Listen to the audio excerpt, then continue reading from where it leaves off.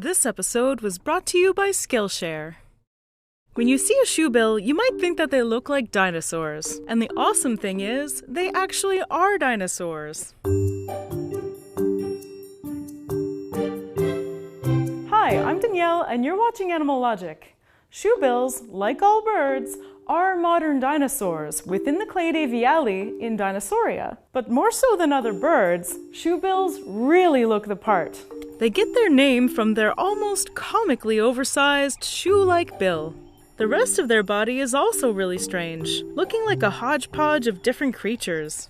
They have very ostrich or cassowary-like legs, a stork-like body, and a squarish head that looks like it might belong on a dollar bird, but with the flair of a mandarin duck. And their call? Well, the word jackhammer comes to mind. Shoebills are the only member of their genus, and the only other members of their family are hammerkops. They are also super weird looking and are named as such because they're essentially hammerhead birds. While people often call shoebills shoebill storks, they're actually more closely related to herons, ibises, and pelicans, and their only confirmed ancestor is Golithia, a giant bird who measured over 2 meters tall. Shoebills are endemic to eastern Africa and live in swamps from Sudan to Zambia, though some vagrants have been spotted as far west as the Congo River. Shoebills are quite large. Adults can reach well over 1 meter in height, and the tallest one ever found measured 152 centimeters tall. About up to here. In order to carry their large bodies, they have huge wings, measuring from 230 to 260 centimeters wide. LeBron James, for comparison, has an arm span of 218 centimeters, quite a bit less than an adult shoebill. These massive wings are great for soaring, and because of their large size, they flap their wings much slower than most other species of bird, only flapping them about 150 times a minute. Despite their large stature, they only weigh between 4 and 7 kilos.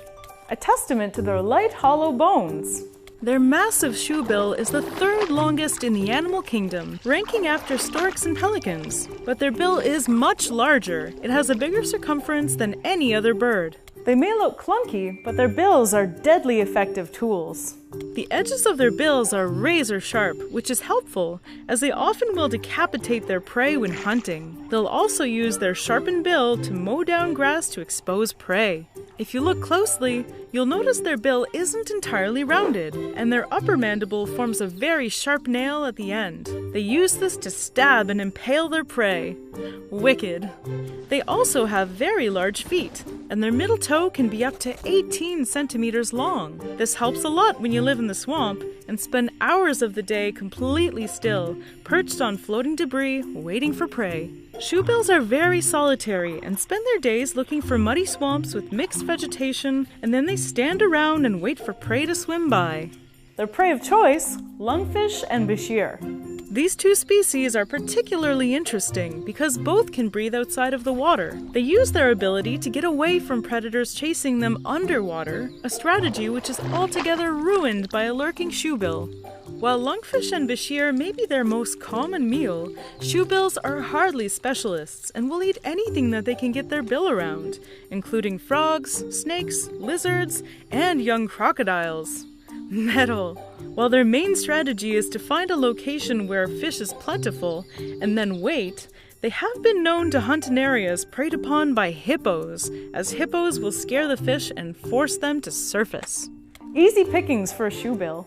Though if a fish refuses to surface, shoebills will use their bill to dig them out of any burrows they might be hiding in. If you couldn't guess, these constantly pissed-looking birds are very territorial when it comes to nesting. They nest very far from other shoebills and will fight any competing shoebills and predators like crocodiles that get too close. Shoebills are monogamous, which is adorable, but they're not great parents. After their eggs hatch, they tend to only raise the strongest baby, leaving the others to perish. Highlander rules, you know? The babies start fighting each other very early on to be selected as the chosen one. Shoebills reach sexual maturity at age 3 and can live over 30 years in the wild. Between 50 and 80% of their population can be found in South Sudan, with around 5,000 of them living there. They are listed as vulnerable, and their numbers are declining due to hunting, habitat destruction, and capture for the zoo trade.